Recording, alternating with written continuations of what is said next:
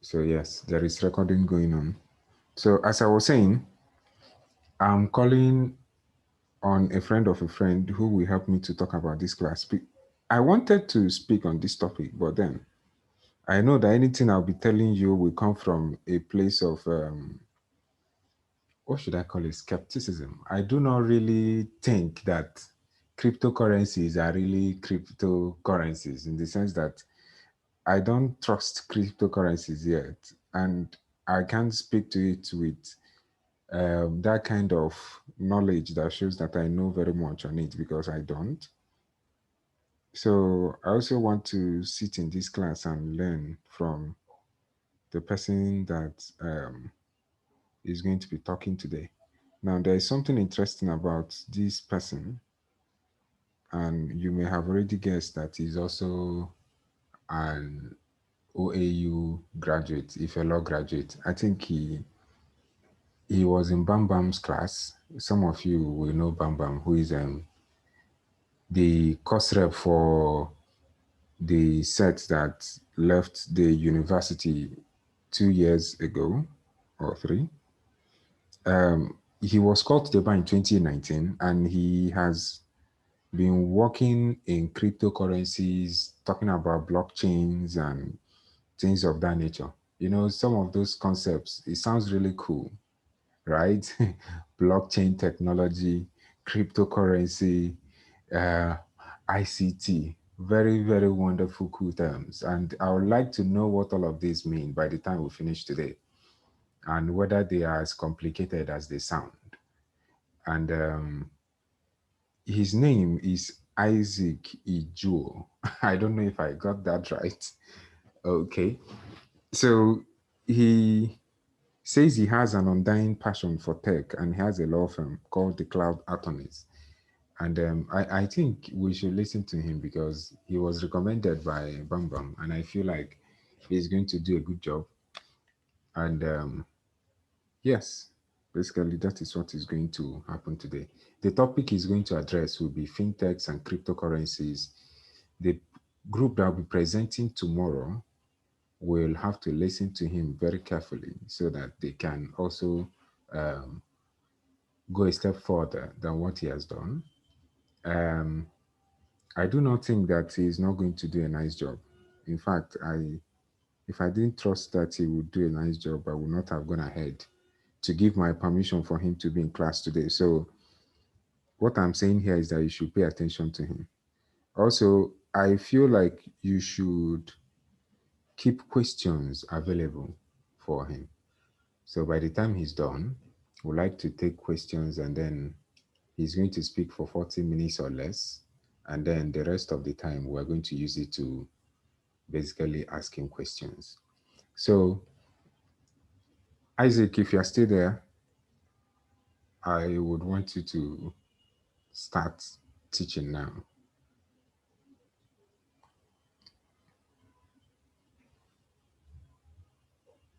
Okay.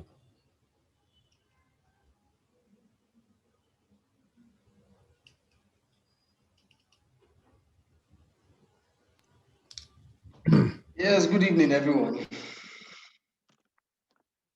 I hope everyone can see me, can hear me clearly. Good evening. Good evening, Mr. Christian. Um, I'm glad to be back home. This is home for me, Ife Law. Great Ife. I hope all of us can use the chat box because that's where we're going to communicate with. Kindly go to your chat section and just affirm that you can hear me and you can see me clearly. Very important. Very important. And Mr. Christian, kindly make me the host because I want to share my screen. I want to speak from a PowerPoint slide. It's just serve as a necessary guide while I discuss how to prepare. Okay, thanks to everyone who had shared their comments. Um,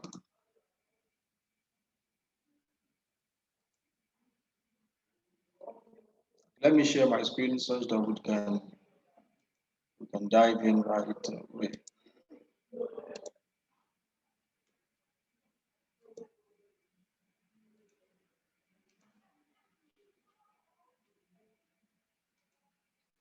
hope everyone can see my screen.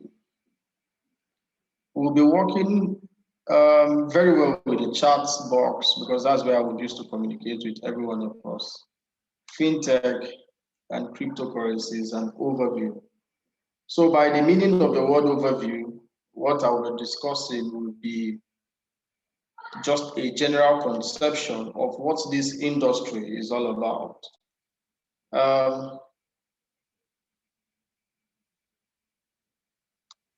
Okay.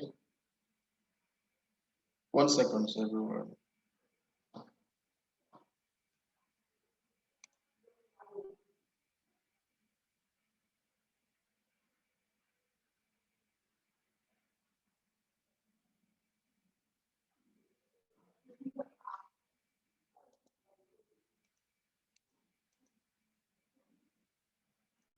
When I'm trying to resolve something.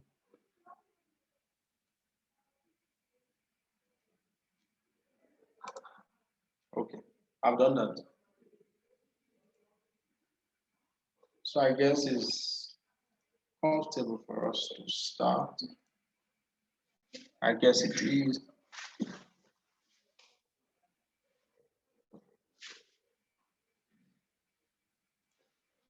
So good evening once again and welcome to today's session. We'll be discussing fintech and cryptocurrencies and overview. And I would try as much as possible to be very, very brief and make the session very, very insightful. I'm glad to be back home. Thank you so much, Mr. Christian, for giving me the opportunity to speak to my friends and colleagues at the bar, because you all are lawyers in equity.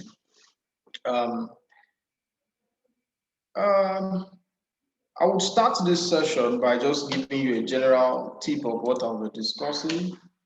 I'll be talking about fintech, cryptocurrencies, and opportunities in this space, because it's very, very important. The major reason why many of us are in school is what we'll do after we graduate or what we'll get after we leave school. So I'll be starting with what is fintech, the necessity for fintech companies in Nigeria, regulatory framework. Then I will discuss a little bit on what are cryptocurrencies, the types of tokens that we have in the market, the future of NFTs, non-fungible tokens, then opportunities or legal career in this space. So let me know you're ready. Just give me a yes that you're ready for this session. Let me just know you're ready. Just 1 or 2 persons and we'll start.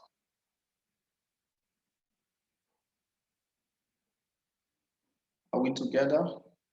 Just 1 or 2 persons. Let me just see a yes, then we'll start. Okay, thank you. So what is fintech? Just as the name implies, I know I can't make this class 100% interactive, but I will try as much as possible to engage you through the chat box. Just as the name implies, fin, meaning finance, tech, technology. So now we're talking about finance and technology coming together. But before I just discuss this topic on fintech, I will just try to tell you that just like human evolution, financial transactions equally evolve. I could recall vividly while I was still a toddler, my mother was breastfeeding me.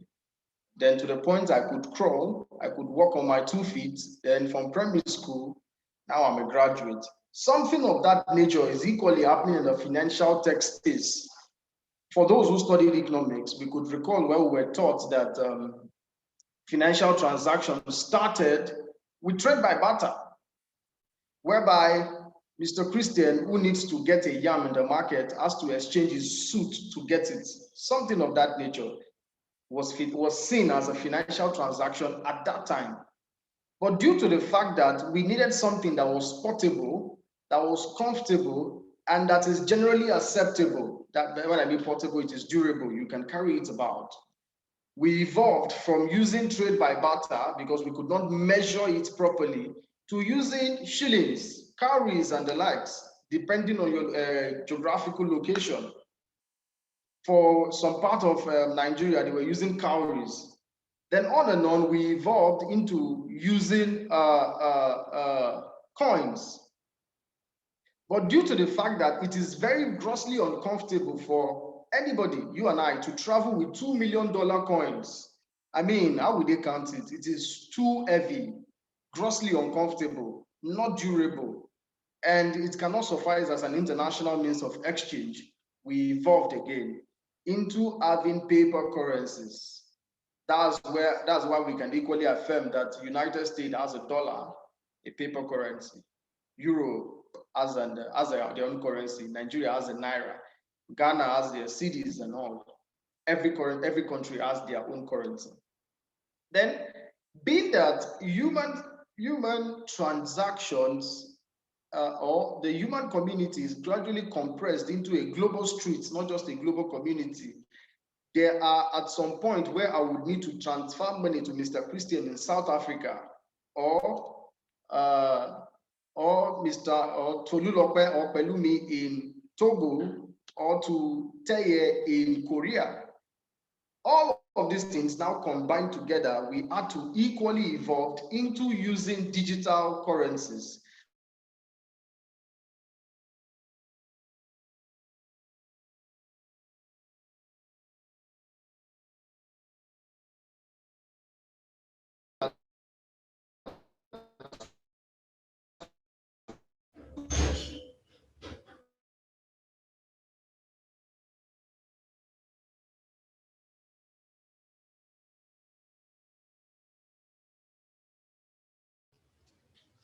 I feel like we lost him there. Can anyone still hear him? I think we lost him. His internet connection is not that strong.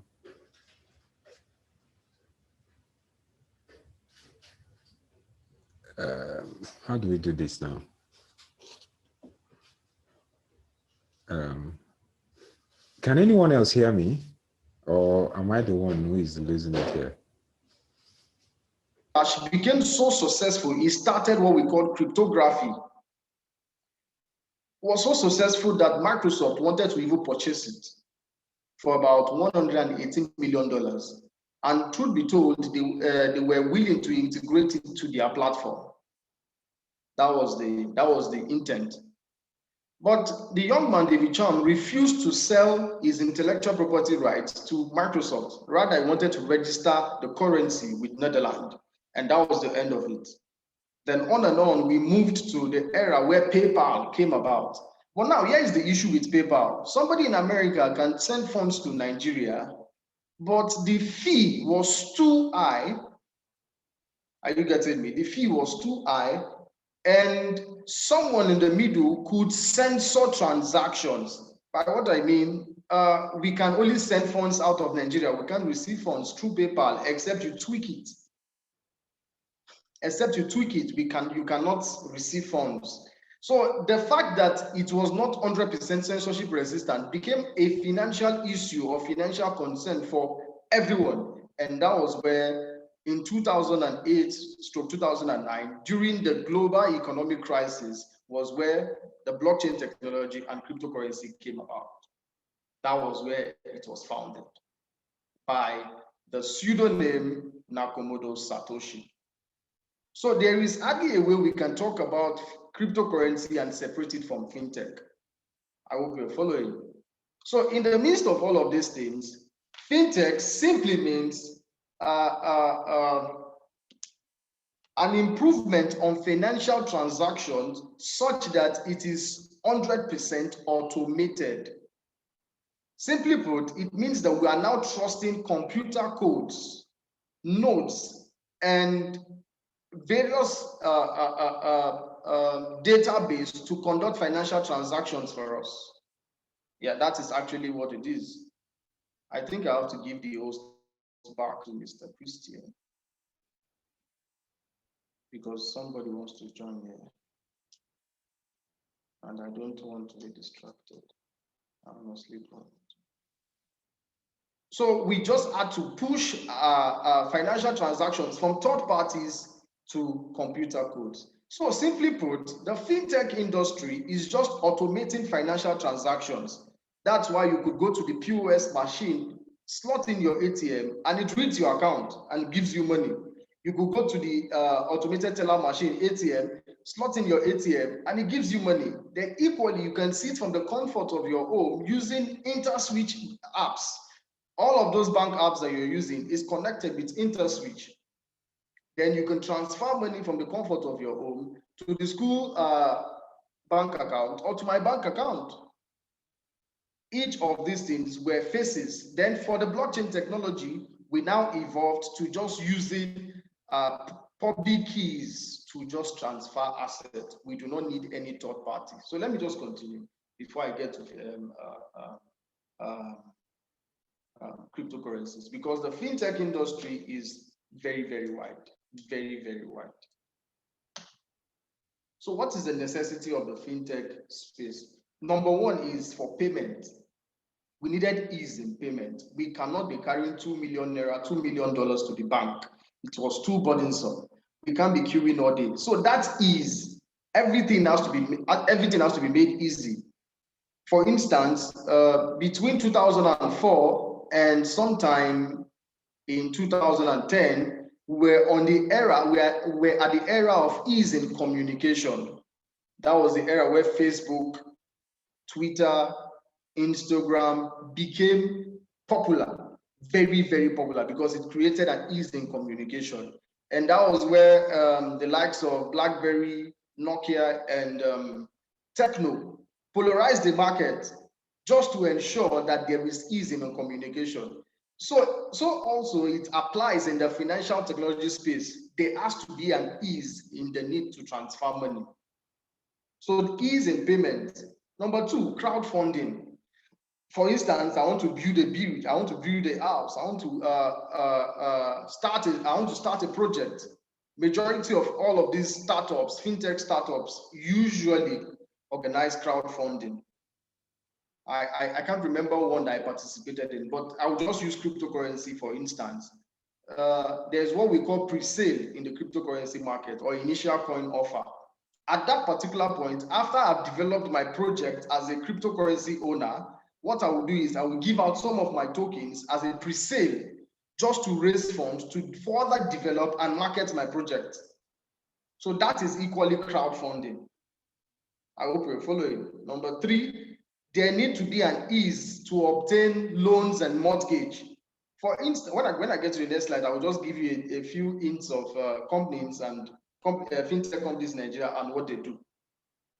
So there needed to be an ease in obtaining loans from banks. Unlike before, where you needed lands or something big as a collateral, at the moment, just your bank, your salary statement or your BVN, your bank verification number, is sufficient for you to receive some soft loans for some apps, for instance, Carbon. So that is what we are equally developing. And equally, the fintech space has not just dealing with finance, it has equally dovetailed into medicine. That's why we have what we call medtech today. If anybody could recall, there was a time during the coronavirus where you could log into a particular platform, speak with a doctor, he gives you the necessary prescription, and you pay on that platform. That is med fintech, but we didn't call him that name. We shortened it as medtech. Equally, insurance is equally coming on board, whereby from the comfort of your home, you can actually insure some of your properties. That's why we have InsurTech, I guess, yeah, InsurTech. Then equally, we have RegTech, we have AgriTech. Yes, I can tell you a company that is into AgriTech, that's Cellulant. They are in Nigeria, whereby on their platform, if you have agricultural produce, you go there, log in, register, you paste the product you want to sell, they connect you to a buyer, and they monitor the flow of the transaction. You make payment, it processes hands. So that is the function, but that's the work we do. So the fintech industry has actually grown very, very big. Very, very big. We have open banking, we have edutech. For instance, Udemy is an edutech company, and you make payment on the platform. Coursera, even the African Institute of Smart Technology is an edutech company. So the fintech space has grown very, very big, and the opportunities are, very, very juicy. So these are some of the fintech companies that we have in Nigeria. We have Paystack. I know we all must have heard of the purchase of Paystack by Stripe sometimes last year of a whooping amount of about $200 million. Just recently, Flutterwave was equally acquired by Paystack. Yes, for about 1 billion, either $1 billion or 1 billion naira. I can't specify now. Then Remita, that's the one we usually use to pay. We usually use to pay our school fees. Then we have Kuda, we have Paga, we have InterSwitch, which we usually use for bank transfers. Yes, majorly bank transfers. Then Carbon, which I spoke about for loans. Then we have eTransact. Each of them carrying out their own specific function. Let me know you are following. Just give me on the chat box as yes. Let me know you're following. I just want everybody to be present. All right, thank you. All right. So everybody has been asking question, why is the fintech space in Nigeria not regulated? Why are there no laws? Why are there no acts? But truth be told, there are regulations. There are. The only crisis which we have is the National Assembly has not put their books together, sit down and bring and enacted a comprehensive legislation. That's the only crisis which we have here. However, the Central Bank of Nigeria carrying out the necessary oversight function according to the provisions of Section 42 of the CBN Act, which provides that it is their duty to provide efficient and effective means of financial transfer. I'm just paraphrasing, financial transaction. I have made conscious effort to bring out necessary frameworks or sandboxes, as we will call them, for the following spaces. Number one, digital payment. And under the digital payment, we have mobile money. That's where we have the likes of the use of ATMs and InterSwitch. Then we have USSD transfer. That's where you can use soft codes to transfer money to buy recharge cards and the likes. Then we have international money transfer. I'm just trying to just make it a little bit brief so that we can get busy with other things. Then we have number two, the fintech tech testing. This is a major sandbox whereby if you're coming into the market with an invention, rather than just launching it out, you have to go through the CBN to conduct necessary testing. They have to test your platform. They have to test your cybersecurity level. They have to test whether it is suitable for purpose. They have to equally affirm whether there is already a fintech company providing that solution already. That's why if you check it properly, Flutterwave and Paystack, they are not carrying out 100% the same function. Each of them has where they are slightly different from one another. Carbon provides soft loan. I'm trying to remember the name now. They equally provide soft loan, but in a different dimension. There are quite a number of them. Then we have number three, data protection. Why data protection has to come on board is the fact that there is no way we can separate money from data. We cannot just log into an account and just collect money. No, you have to register your details. However, your data has to be protected. That's why there's data protection and cybersecurity. And in the midst of this, there has to be a consumer protection. By consumer protection, it means the interface, the user interface must protect you. On no account must it be held that the Nigerian fintech space was hacked, or you're not getting the benefit which you registered for. That's why if your bank app has a crisis today, they would mail you and tell you that they are sorry, that they are trying to fix it. That's actually part of consumer protection. So each of these, I just gave you the skeleton, all of the guidelines. Now, these are the list of the guidelines. Number one, we have guidelines on mobile money services in Nigeria. Number two, guidelines on international money transfer services. Guideline on international mobile money remittance services. Regulatory framework for the use of unstructured supplementary service data for financial services in Nigeria. About 7 of them. Then we have guidelines for operation of electronic payment points in Nigeria. Number 6, we have guidelines for licensing and regulation of payment service banks and exposure draft of new CBN licensing regime for payment service providers. Now, each of these circulars or per se frameworks They are about 25 pages. They are about 25 pages each. Each of them provides, number one, the objective. Number two, the persons that it addresses. For instance, one of the sandboxes which I reviewed sometimes last year was addressed to new inventors. The first one was addressed to banks and non-bank institutions. Then in this circular, we equally have cryptocurrency circulars, which is equally addressed to financial institutions, non-financial institutions, non-bank financial institutions. That's actually the interesting part of these things. Exactly, the CBN consumer protection. Yes, I mentioned that now.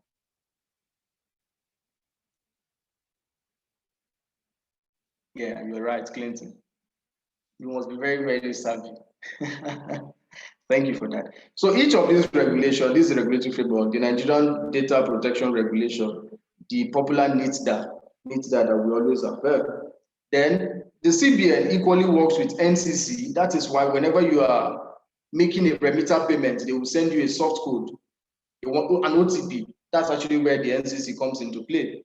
Then for the cybersecurity space, the only act or regulation which we have at the moment is Cyber Crime Prohibition and Prevention Act, which actually punishes and incriminates certain offenses. However, the only point which we see it being applied in the country is for Yahoo boys, something I do not find comfortable anyway. Then we have circulars on virtual currencies. I will discuss a little bit on that as I continue. So that is the necessary, those are the necessary frameworks on fintech in Nigeria. I would not be able to discuss too much on them because I will just glide over. I just glided over them. I won't be able to give full deeper details. But if you have further questions, there are things we can further discuss. It's just an overview. Then let me just go to the major part. What are cryptocurrencies? I'm trying to give you the simplest and best definition, which you can always remember. Yes, I will provide the slide after the class. It's not, my slide is not that difficult. Isaac, all right, what's our crypto? Yes, sir. I would like you to focus on your teaching. Do not look at the charts. Just keep going. When you finish, we can address the points in the chat. Is that okay? All right, sir. All right. So what are cryptocurrencies? I will try as much as possible to give you the simplest definition. But for me to best explain this cryptocurrency to you, I have to tell you what is Bitcoin. Bitcoin or cryptocurrencies have evolved in different phases. To some person, is a digital currency. To some person, is a digital commodity. While just one country, I think that's Japan, sees it as a legal tender. Now, each of these school of thought, they are absolutely correct. But what I want you to take out from this class is cryptocurrencies or Bitcoin are network-centric currencies. They are 100% network-centric currencies. And what is the network? The network is the blockchain technology. So let me just give a little bit discussion or an oversight discussion on what is blockchain technology before I come back to what is cryptocurrency. The blockchain technology is a database which is used for the storage and transmission of data, which is almost impossible to hack, and it is 100% decentralized. Let me come again. The blockchain technology or the blockchain itself is a database for the storage and transmission of data, which is almost impossible to hack, number one, and it is 100% decentralized. By decentralization, it means that it is not controlled by the government, by the founder, or by banks. It is rather controlled by algorithms and participants. By algorithms, it simply means by codes and blocks created by the participant. Let me come again so you get that clearly. Blockchain is simply a database used for the storage and transmission of data, which is almost impossible to hack, and it is 100% decentralized. By decentralization, it means that it is not regulated by the government, banks, or even the founder, but it is regulated by algorithms, which are blocks, codes, and nodes, and by the and these blocks and codes are created by the participants. Now, the blockchain had actually existed for more than 50 years. That's the truth of the matter. But it finally came into proper usage in 2008 after it was fully utilized by the creator of Bitcoin. So the success of Bitcoin bettered all the cryptocurrencies that we know today, which we refer in this market as alternative currencies. So Bitcoin exists on one hand, then alternative currencies exist on the other hand. Alternative currencies include the likes of Ethereum, Ripple, Iran Gold, and the likes. Now, mind you, Ethereum is not even the name of the currency. Ether is the name of the currency. Ethereum is the technology. So we have Ethereum blockchain. We have the Bitcoin blockchain. We have the Polkadot blockchain. However, all of them are built on the Ethereum blockchain. So the one that is 100% decentralized is the Bitcoin blockchain.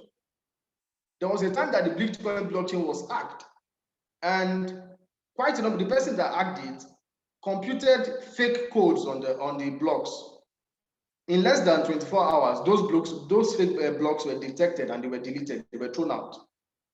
That is how censorship resistant, or that's this consensus network, or the consensus power of the blockchain technology.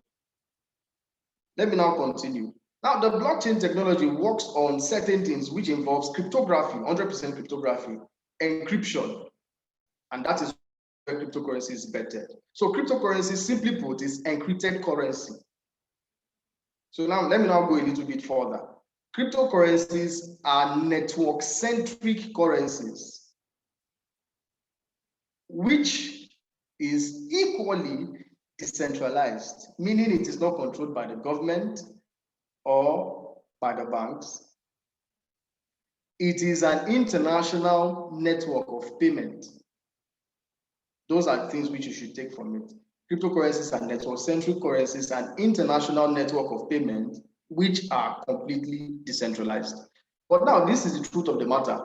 The only currency that is 100% decentralized is Bitcoin.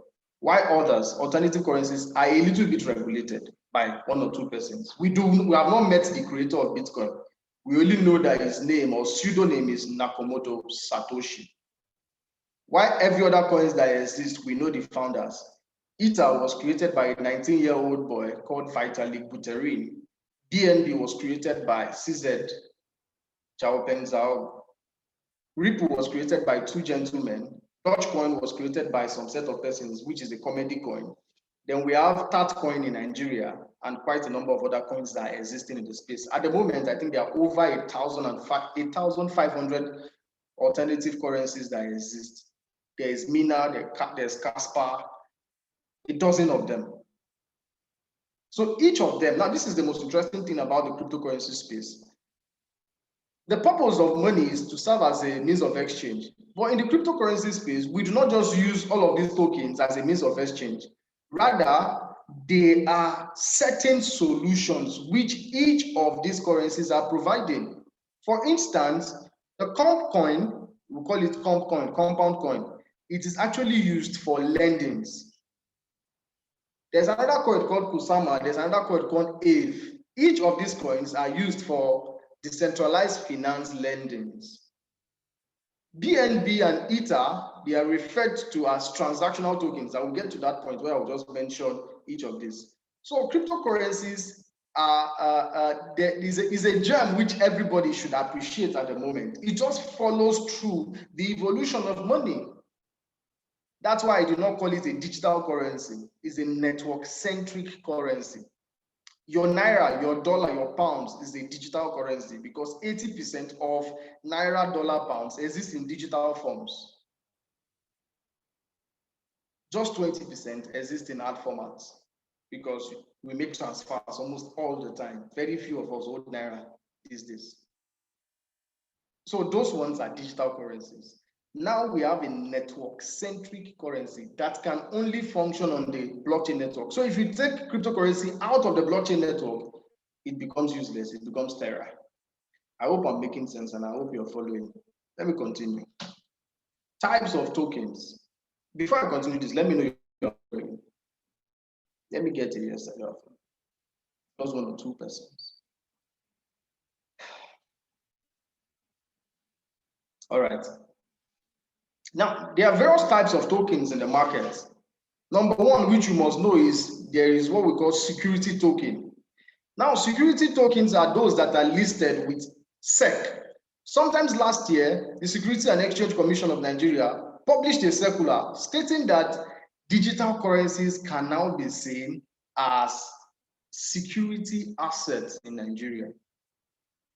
However, SEC does not have 100% control over them. However, for anybody who is creating an utility token, SEC does not have an hand in it.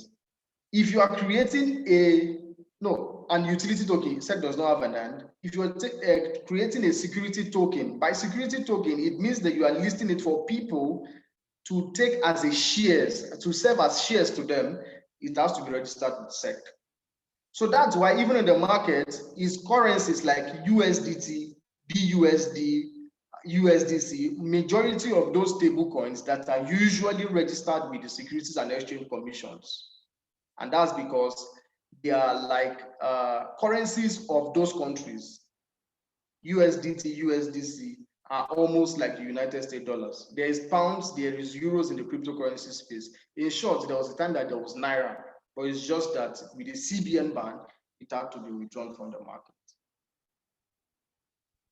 So security token. Number two, utility tokens. Utility tokens are just common, me creating a token. I can sit down in the comfort of my home and create a token. It's a utility token. That means I don't need to register it with SEC. Number three, we have what we call transactional tokens. Now, in the cryptocurrency space, presently, there are three major transactional tokens. Bitcoin, which is used for network fee. That's compulsory. Anybody that uses the blockchain technology has to pay Bitcoin as a network or mining fee, as we call it. Number two, we have Ether. And number three, we have the Binance coin, popularly called BNB. These two coins are presently the transactional tokens which we have. So majority of the coins which we have today are built on two networks, the ERC20, which belongs to Ether, the Ethereum blockchain, and two, the BSC, which belongs to Binance. So each of these things, whenever you are transferring a currency out of these networks, you have to pay their transactional fee. It's just like you telling a bank to transfer 50 million naira to Isaac. They have to remove their own charges. But it is just reasonable. Now, I know you will now further ask, how much is the transactional fee? Sometimes $1. You are using $1 to transfer 50 million naira. Does that make sense to you? Like 500 naira. Whereas banks can withdraw as high as 2,000 naira, something of that nature. Then number four, we have governance tokens. Governance tokens are tokens that are used to regulate an ecosystem. Yes, it serves as a regulator of an ecosystem. So those are the necessary tokens which you need to know about. Although all of the tokens fall under decentralized finance tokens. I didn't mention that. Whether it is Ethereum, whether it is BNB, except for BTC, every other token that exists are actually decentralized finance tokens. But out of this decentralized finance, we now have others. Now, all of these that I've mentioned above, Bitcoin, Ether, Binance Coin, they are all fungible tokens. Now, at the moment, there's something that is making rounds in the market called the non-fungible tokens. Let me dab my face a little, because the discussion is about to get interesting, because it's now involving money. Some weeks back or some months back, Elon Musk sold a non-fungible token for $403 million. No, 403 million Dogecoins on Twitter. The founder of Twitter, Jack, sold a tweet for over $2 million. He just said, I'm trying to test a tweet or something. And that period, quite a number of persons were selling tweets. Now, you start wondering, why should somebody wake up and start selling tweets? I can draw this my big head with my beers and put it on the NFT marketplace and sell. Yes. Your tutor, Mr. Christian, can write a good book. Even this session can be recorded as a podcast and be shared or be sold as an NFT. An American company bought an artwork from one gentleman for about $79 million, for $79,000. They burnt the original artwork and made it in the digital format and sold it for over $380,000. So the opportunities in this space is, I mean. So now you now start asking, what are non-fungible tokens? Or maybe for some person they say, what are non-fungible tokens? But for me, it's fungible anyway. Non-fungible tokens. It just means a token that cannot be divided. You just transmit it in the original form. How do I mean? It is built on the smart contract network, ERC721. Is on the Ether space. However, the only difference is in the bid of transferring, you can't divide this my face. You have to transfer the original. You have to transfer it in whole. Although I can trace where it's coming from, being that it's on the blockchain network, but you cannot divide it, unlike Bitcoin, that if I'm sending one BTC to you, maybe some pieces will come out of it as a network fee. But on this one, it is absolutely indivisible. Number two, it is 100% unique. One artwork can never be the same with another. I can take pictures like this, take pictures like this, take pictures like this, and post as an NFT. They are pictures of me, but in different positions. And each of them is unique. So that is for non-fungible tokens. Now we'll now start asking, what are NFTs? Why is everybody shouting NFTs? So this is the era. Let me just go a little bit to explain that non-fungible tokens have their own tokens. Number one, we have Theta, is a non-fungible token. We have Flow, we have ENJ, we have Mana, we have Sand. Now, each of these tokens are actually used in the marketplace to purchase artworks. For instance, Chili's is used in football. Yes, we call them football tokens. That's why you hear PSG token, Juventus token, AC Milan token, even Man City token. Then recently we have a Barcelona token. Chili's is for football. We have Flow, which is used for basketball and for boxing. So majority of the time we call them collectibles. We call them collectibles. Number three, Ether is equally used as a payment. Whenever you want to pay for any of the artworks, you pay. But now further questions will now be asked, because I know some of you may be interested in artworks. Whenever you want to sell your artworks, you can go to Bakery Swap. You can just Google NFT marketplace, and you will get quite a number of websites where you can actually sell your tokens. I hope I made sense. I hope you understood what I just taught. Let me confirm that. If you want me to retake it, I can actually slightly just retake it. Let me just even mention something. Now, the functions of these NFTs, we use them for collectibles, number one, as collateral. Because if you have an artwork on the digital space, since it can be traced, it can be valued, you can actually use it to obtain loan. We can actually use it as a derivative for insurance purposes. Now, if for those who register for courses on any of the digital platforms, they give you certificates and badges, maybe Alison courses, UN websites, they'll give you badges, they'll give you certificates. Those things can equally be automated as an NFT. Then authorization, it means that you now have ownership of that artwork, which you can resell at an higher price. Those are the major benefits or functions of the NFT. And the truth of the matter is, once you sell, you do not have ownership over it again. The person in possession has both possession and ownership. Let me just discuss the legal opportunities or legal in the fintech space. The most viable one is becoming an advisor. Yeah, you can become a fintech advisor. I usually address myself as a tech consultant because I'm not just savvy in cryptocurrency. I'm very, very good at cybersecurity. Like it's just my area. I just like cybersecurity. So I usually give consulting jobs, or people consult me on some things. Yes. So it's actually a very, very viable opportunity because lawyers must always be needed.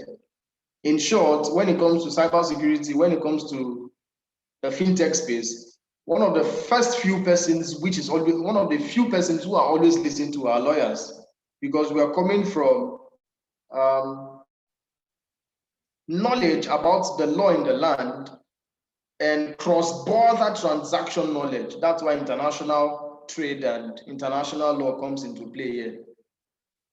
Cross-border transaction. If there's a cybercrime somewhere in Nigeria and it's committed by a Russian, who is guilty and the likes, all of those things are part of the things that you can actually, that's actually an opportunity. Number two, you can equally function under the RegTech. By RegTech, I mean regulatory technology, whereby if there are new fintechs coming to town, you can actually serve as their regulator, conduct the necessary corporate search with CSE, register them, interface with CDN, and anything that needs to be done in that respect. Then finally, I think you can equally serve as a compliance officer. A compliance officer. Somebody asked regulatory frameworks on cryptocurrencies. At this moment, we have about 3 circulars from CBN on cryptocurrencies.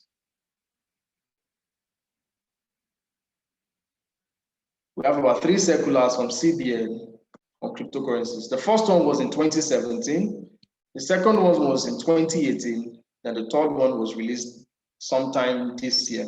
Now, each of the circulars, these are the major things which they highlighted and they discussed.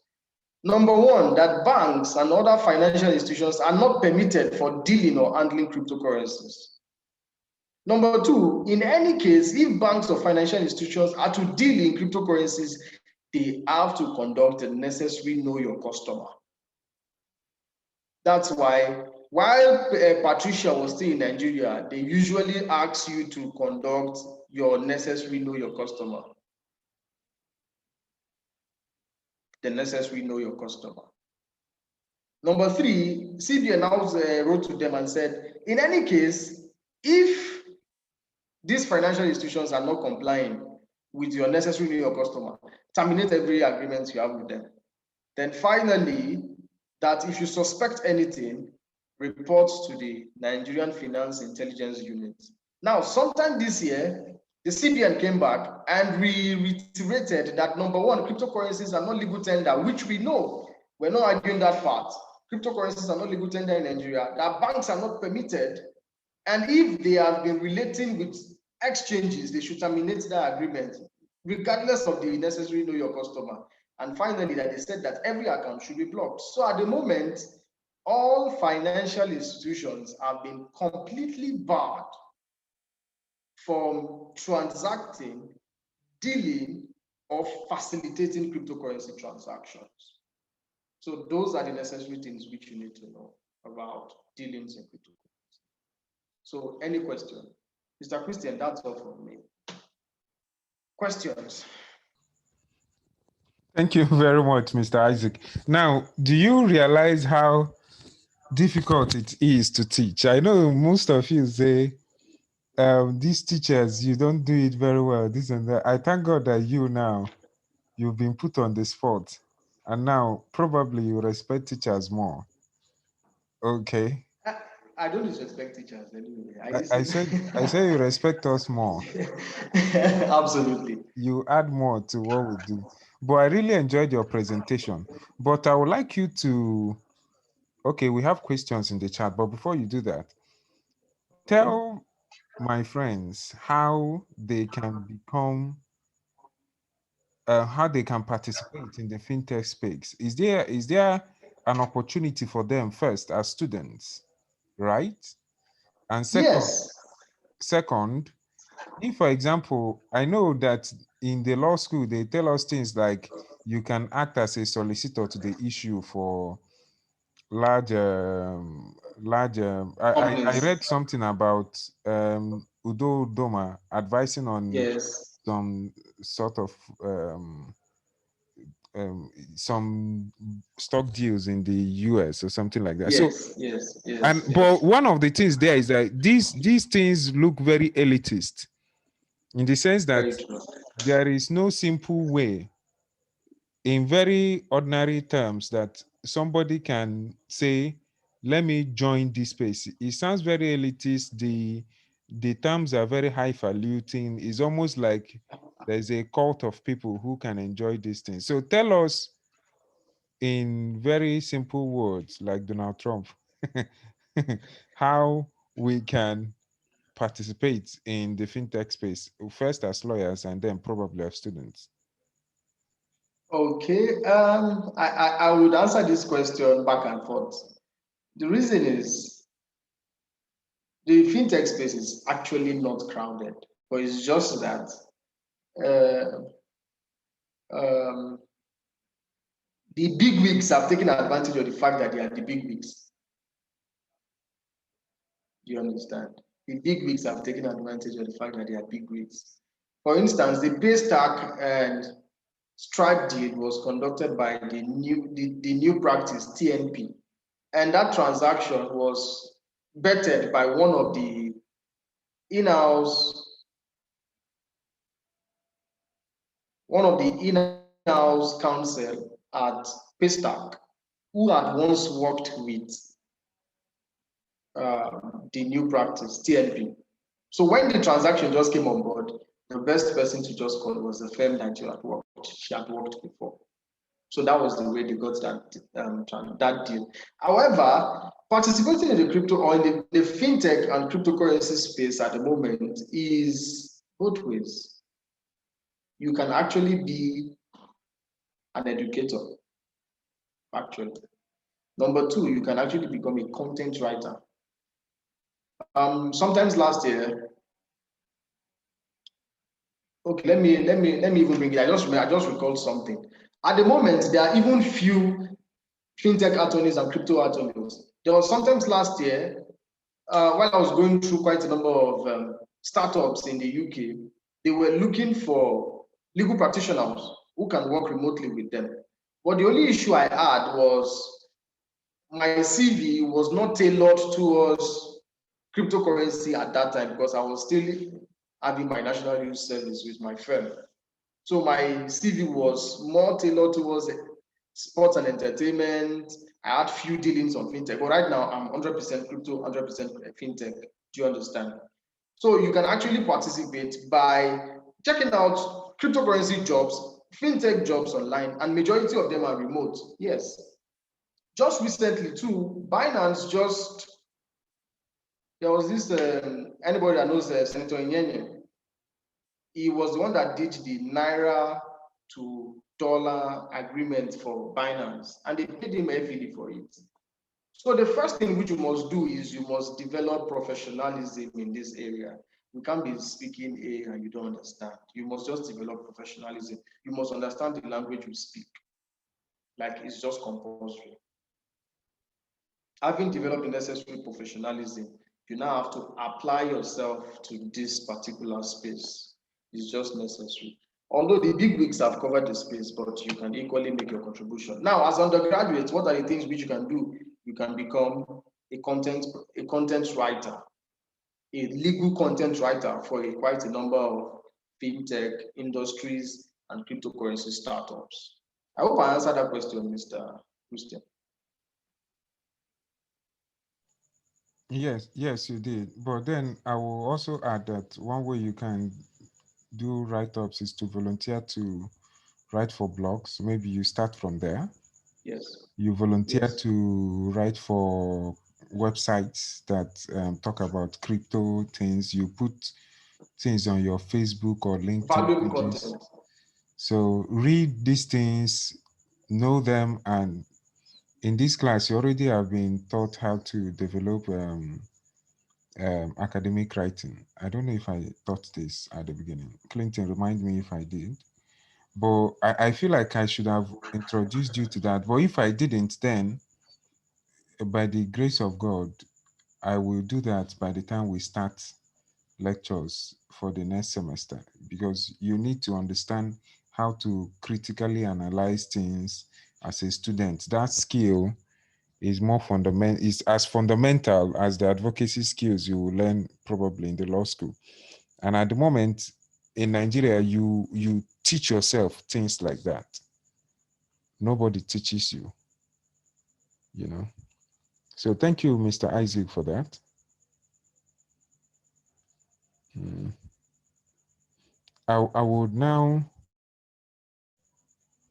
now proceed to look at the questions. Traditional banking system. Okay, let me answer it this way.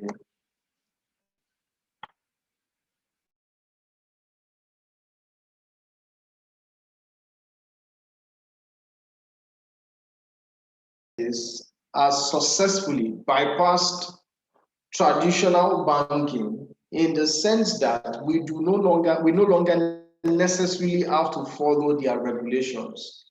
I will tell you for a fact more of the cryptocurrency space. And part of the one of the central features of the cryptocurrency space is number one, it is decentralized. Number two, it is borderless. Your first bank, Nigeria, is not borderless to Bank of America. I hope that makes sense. But cryptocurrency is 100% borderless, such that somebody in Australia or Antarctica, where nobody stays, can send me cryptocurrency from there. And it equally applies to other financial institutions. Somebody in Congo can pay for my course using Flutterwave, Paystack, Stripe, and the likes. These are things which a traditional banking system does not provide for. Number two is the fact that the cryptocurrency space works on, it is censorship resistant. By censorship resistant, it means that one person cannot just come and hijack it. For those that can recall, we recall when CBN blocked the account of NSAS protesters for no reason. This cannot happen in the cryptocurrency space. No third party can control. In short, the rule for us is your crypto, not your private key, not your Bitcoin. Your private key, your Bitcoin. So for instance, God forbid, if I commit a money heist and I decide to buy Bitcoin with that money, and once I send that money to my wallet, unless I tell you my password, you cannot access it. It is 100% immutable. So I just mentioned two features. Number one, number two is censorship resistant. Number three is it's immutable. By immutability, it means that once the transaction has been conducted, it cannot be cancelled, it cannot be edited. It is irreversible. Let me just use that word. So I hope I answered that question.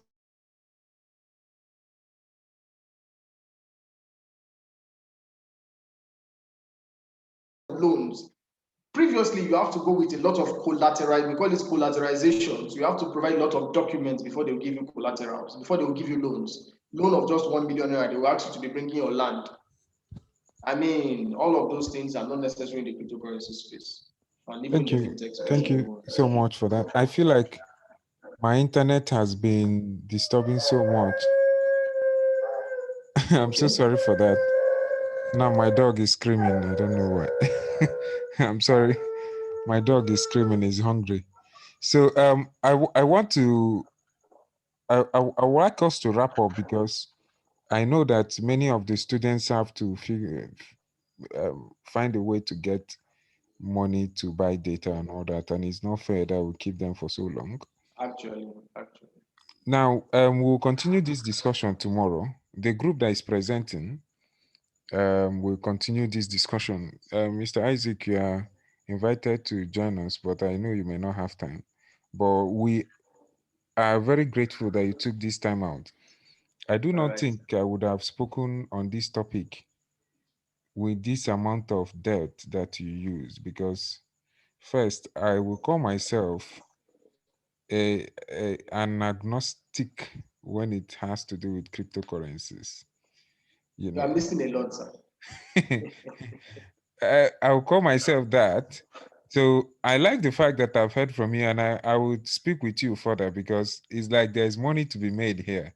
And as an Igbo man, whenever there is money to be made, that's All right. You we are welcome to the money space. We don't talk anything than money. yes, yes. So I am really glad you made out time to be here. And then I think that part of the things that we need to normalize is if somebody who is teaching doesn't really know something very well, he can always call somebody who is more. There is no big deal in calling somebody else who knows more in a subject to teach. The fact that he was a student before doesn't reduce the quality of his delivery.